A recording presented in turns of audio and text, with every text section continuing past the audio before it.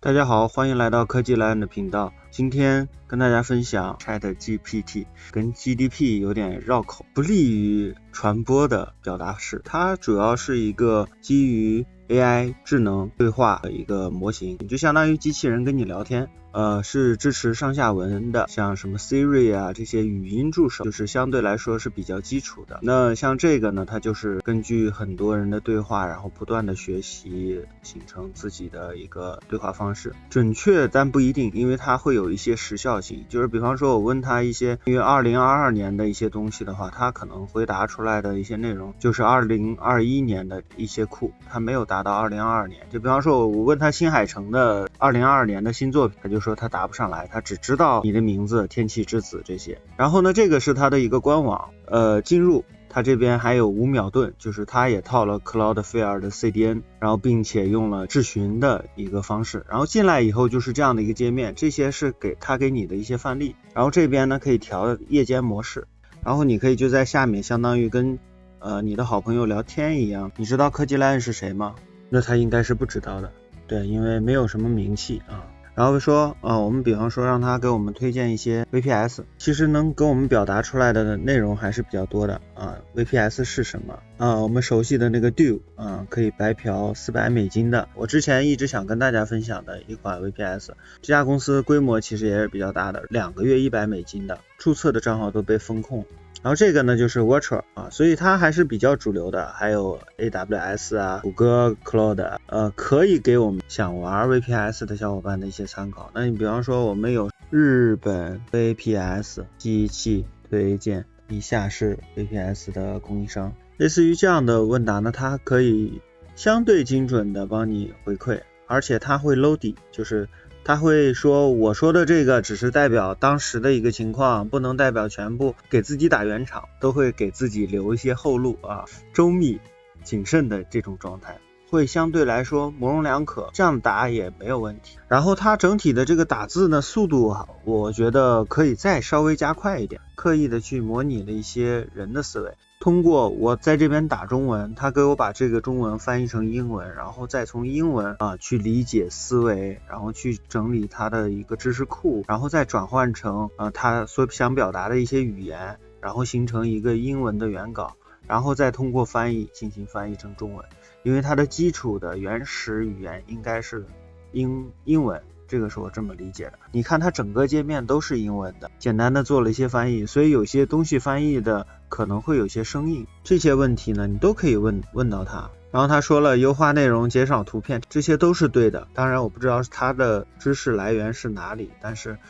他可以明白的很聪明的帮你把这些都归纳，一条一条整理出来。你看他的答案就是先帮你把他尽可能找到的一些内容全部罗列，他不会说得很满，他一定会给自己留后路，找到更适合你的。这句话就是承上启下的都不得罪的这种方式去说明一些事情，很包容。然后呢，如果大家想注册，我告诉大家怎么注册。我这边注册呢是之前我在一个解码平台有一点余额，然后我尝试了一下，结果是可以的。你从谷歌搜这个 ChatGPT 然后点击这个第一个 OpenAI 做的 AI 对话模型，直接点击这个。那这个是有账号的小伙伴直接登录就行了，这个是没有账号的就注册一个新的。然后这块呢，我建议大家输入邮箱，对，这块输入邮箱，然后机器人验证一下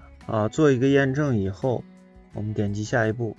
然后这边呢输入你的密码，它这块没有确认密码，让我觉得很诡异。然后英文大写小写加特殊字符加数字然后呢我们下一步保存一下，然后我们翻译一下这句话什么意思。ChatGPT 所在国家不可用。遇到刚才那种说你区域不对的情况下，应该是你的缓存你可能有 Quick 残留数据，如果为了稳妥起见的话，那你就使用无痕模式来注册这个账号。好，请验证你的电子邮件，那我们重新发送一下。那我们收到这封邮件，然后我们点击右键，然后用无痕模式打开。好，这边呢就输入你的名字，下一步这块呢需要解码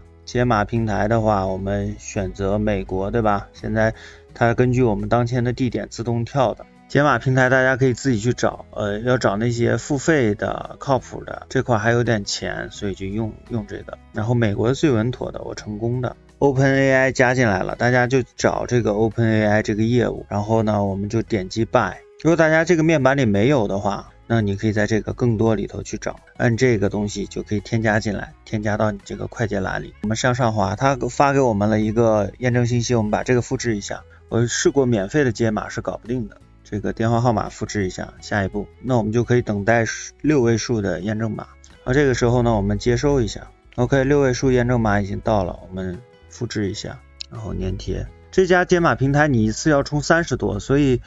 根据自己需要吧，我不建议大家这个怎么去搞，只要验证完就到这个页面，然后你 next 就行了，就简单的一个引导。所以比方说一些像 Watcher 优惠啊，像谷歌云优惠啊，这些他都不知道，他还以为是1年$300这种情况。当然你问一些比较常规的原理性的问题，比方说他让他写一段代码，他总体来讲写的都是很全的那种，就是很专业的那种，像我们这种小白还不一定能搞定的那种啊。你看他已经开始写了，他不会给我们提供类似于一键脚本，他会更细致的帮我们把每个地方并且加上备注，然后并且给你说明这个地方该怎么配置，就是这一套。而且这个对一些程序员来讲可以帮助你纠错啊之类的啊，然后帮你去检查这种看看有没有问题，它都是可以帮你完成。当然完成的好坏嘛，这个要根据情况来定，多的是一些范例或者是模棱两可，让你听上去感觉还可以，挺有道理的，就是80%的精准度，然后剩下的20%它用这种非常周到的语句去给你呈现。那我们今天这期就到这里结束了，欢迎大家收看，我们下期节目再见，拜拜。